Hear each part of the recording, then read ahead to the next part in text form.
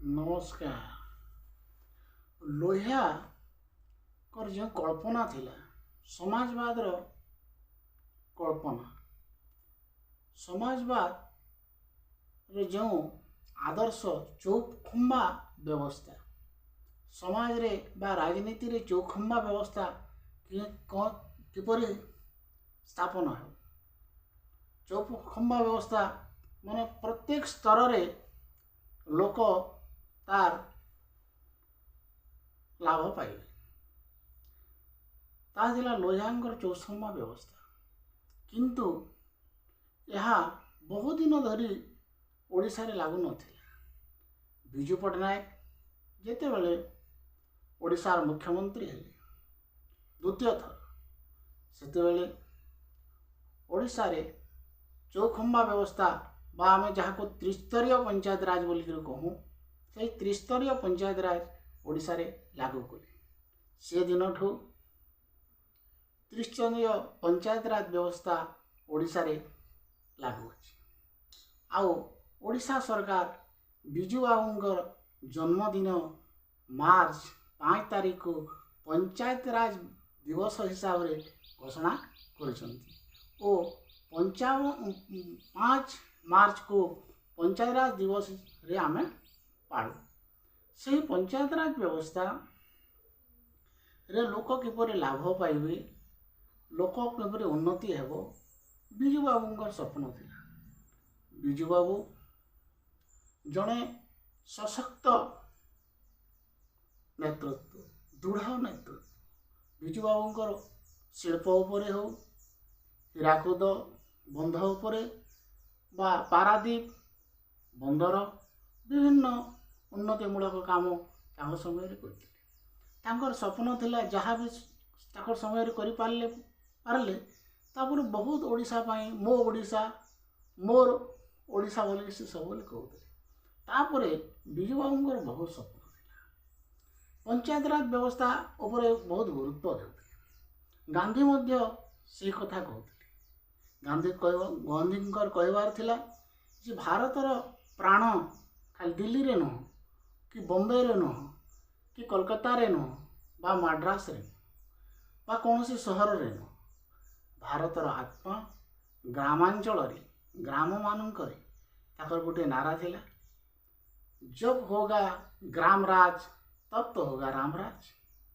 ଯେତେବେଳେ ଗ୍ରାମରାଜ ପ୍ରତିଷ୍ଠା ହେବ, ଗ୍ରାମ ପାଖରେ ଲୋକଙ୍କର କ୍ଷମତା ଆସିବ, ସେତେବେଳେ ରାମ ରାଜ୍ୟ ପ୍ରତିଷ୍ଠା ହେବ।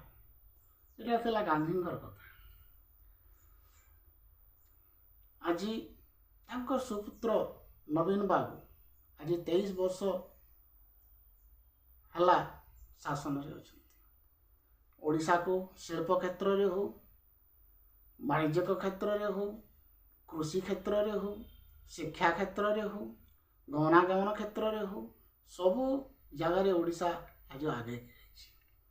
ଆଜି ଶିକ୍ଷା କ୍ଷେତ୍ରରେ ମୋ ସ୍କୁଲ ଜରିଆରେ 5T ଜରିଆରେ ବିଭିନ୍ନ ସ୍କୁଲମାନଙ୍କ ରୂପାନ୍ତରିତ ହୋଇଛି। ଆଉ ଶିକ୍ଷା କ୍ଷେତ୍ରରେ ବିଭିନ୍ନ ସ୍ମାର୍ଟ କ୍ଲାସ୍ ମଧ୍ୟ ନବୀନ ବାବୁ କରିଛନ୍ତି। କୃଷି କ୍ଷେତ୍ରରେ ବୈପ୍ଳବିକ ପରିବର୍ତ୍ତନ, ଓଡ଼ିଶାରେ କାଳିଆ ଯୋଜନା ହିସାବରେ ସବୁ ଚାଷୀମାନଙ୍କର ଖାତା ଆକାଉଣ୍ଟକୁ 2,000 ଟଙ୍କା ଦେଉଛନ୍ତି। ସମବାୟ ଋଣ 1 ଲକ୍ଷ ଟଙ୍କା କରିଛନ୍ତି। ବିନା ସୁଧରେ ବିଭିନ୍ନ ଚାଷୀମାନଙ୍କର ପାଇଁ ଉନ୍ନତି ପାଇଁ ସରକାର କୃଷି ଯନ୍ତ୍ରପାତିରେ ସବସିଡ଼ି, ସେଭଳି ନାରୀ ସଶକ୍ତିକରଣ ଦିଗରେ ଓଡ଼ିଶା ସରକାରଙ୍କର ପଦକ୍ଷେପ ପ୍ରଶଂସନୀୟ। ଆଜି ସାରା ଦେଶରେ ଓଡ଼ିଶାର ମହିଳା ସେଲ୍ଫ ଗ୍ରୁପର କଥା ଉଦାହରଣ ଦେଇ ବିଭିନ୍ନ ରାଜ୍ୟମାନେ ଶିଖୁଛନ୍ତି। ଓଡ଼ିଶାର ମହିଳା କିପରି ସଶକ୍ତିକରଣରେ ଆଗେଇ ଚାଲିଛନ୍ତି। ପ୍ରଥମେ 3 ଲକ୍ଷ ପର୍ଯ୍ୟନ୍ତ ସୁଧ ଲାଗୁନଥିଲା, ଏବେ ଓଡ଼ିଶା ସରକାର 5 ଲକ୍ଷ ପର୍ଯ୍ୟନ୍ତ ଋଣକୁ ସୁଧ ବିହୀନ କରିଛନ୍ତି। ସେଇ 5 ଲକ୍ଷ ଟଙ୍କାକୁ ନେଇ ନିଜର ପୁଞ୍ଜି କରି ବିଭିନ୍ନ ଯନ୍ତ୍ରପାତି ଆଣି, ଆଉ ଗୋଟେ କଥା, ଯନ୍ତ୍ରପାତି ମଧ୍ୟରେ ମଧ୍ୟ ବହୁ ସବସିଡିରେ ଏହି ଗ୍ରୁପ ମାଧ୍ୟମରେ ସରକାର ଦେଉଛନ୍ତି। ଓଡ଼ିଶା ଗମନାଗମନ କ୍ଷେତ୍ରରେ ପଞ୍ଚାୟତ ରୋଡ଼ ଆଉ ବିଭିନ୍ନ ରୋଡ଼ ବ୍ୟବସ୍ଥା ମଧ୍ୟ ବହୁତ ବଢ଼ିଆରେ ହେଇଛି। ତାପରେ ଗମନାଗମନ ପାଇଁ ଯେଉଁ ଜିଲ୍ଲା ସ୍ତରୀୟ ଜିଲ୍ଲାକୁ ଯିବା ପାଇଁ ବା ରାଜ୍ୟ ରାଜଧାନୀ ଯିବା ପାଇଁ ସାଧାରଣ ଲୋକ ହଇରାଣ ହେଉଥିଲେ, ସେଥିପାଇଁ ମୋ ଲକ୍ଷ୍ମୀ ବୋଲି ଏକ ଯୋଜନା ହେଇଛି। ପ୍ରତ୍ୟେକ ଗ୍ରାମାଞ୍ଚଳ ଠାରୁ ସିଧା ଜିଲ୍ଲା ମହକୁମା ପର୍ଯ୍ୟନ୍ତ ବସ୍ ଚାଲିବ, ଯାହା କୋରାପୁଟ, ନବରଙ୍ଗପୁର এই ଡିଷ୍ଟ୍ରିକ୍ଟ ମାନଙ୍କ ଠାରୁ ବହୁତ ଲୋକ ଲାଭବାନ ହେଉଛନ୍ତି, ବିଚ୍ଛିନ୍ନାଞ୍ଚଳରେ ଲୋକ ଲାଭବାନ ହେଉଛନ୍ତି। ସେପରି ଏକ ଶ୍ରୀମନ୍ଦିର ପରିକ୍ରମା ପ୍ରକଳ୍ପ ମଧ୍ୟ କଲେ। ଆଉ ପଶ୍ଚିମ ଓଡ଼ିଶାର ଆରାଧ୍ୟ ଦେବୀ ମା ସମଲେଶ୍ୱରୀଙ୍କର ଏକ ପରିକ୍ରମା ମଧ୍ୟ ଏବେ ହେଇଗଲା। ସେଥିରେ ସଂସ୍କୃତିରେ ମଧ୍ୟ ବିକାଶ ହେଲା। ଆଜି ନବୀନ ବାବୁ ଯେଉଁ ବିକାଶ ଧାରାକୁ ଆଗେଇ ନେଉଛନ୍ତି, ତାର ଗୋଟିଏ ଉଦାହରଣ ମୋ ଓଡ଼ିଶା ନବୀନ ଓଡ଼ିଶା। ବିଭିନ୍ନ ପଞ୍ଚାୟତରେ ପଞ୍ଚାୟତର ଗଠନମୂଳକ କାମ ଲୋକଙ୍କୁ ପହଞ୍ଚାଇବା ପାଇଁ, ଲୋକଙ୍କୁ ଜଣେଇବା ପାଇଁ, ଲୋକଙ୍କୁ ସଚେତନ କରିବା ପାଇଁ ଏକ କାର୍ଯ୍ୟକ୍ରମ, ଯାହାକୁ ଆମେ ନବୀନ ଓଡ଼ିଶା, ମୋ ଓଡ଼ିଶା, ନବୀନ ଓଡ଼ିଶା, ଆମ ଓଡ଼ିଶା, ନବୀନ ଓଡ଼ିଶା, ଏହା ଗୋଟିଏ କାର୍ଯ୍ୟକ୍ରମ ହୋଇଥିଲା ଆମ ପଞ୍ଚାୟତ ଗୋପାଇପାଲି ଠାରେ। ଆସନ୍ତୁ ତାର କିଛି ଅଂଶ ଦେଖିବା।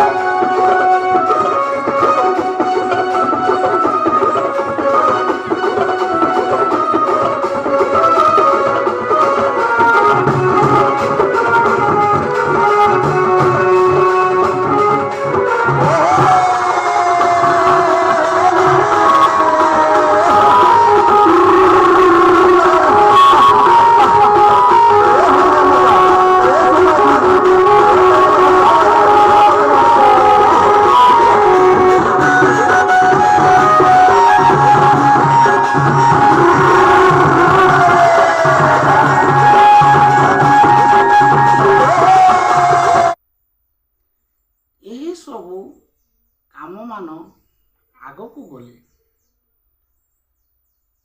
ଦିନେ ଓଡ଼ିଶାକୁ 1 ନମ୍ବର ରାଜ୍ୟରେ ଘୋଷଣା ହେବ ସାରା ଦେଶରେ। ଏହାକୁ କେହି ରୋକିପାରିବେନି।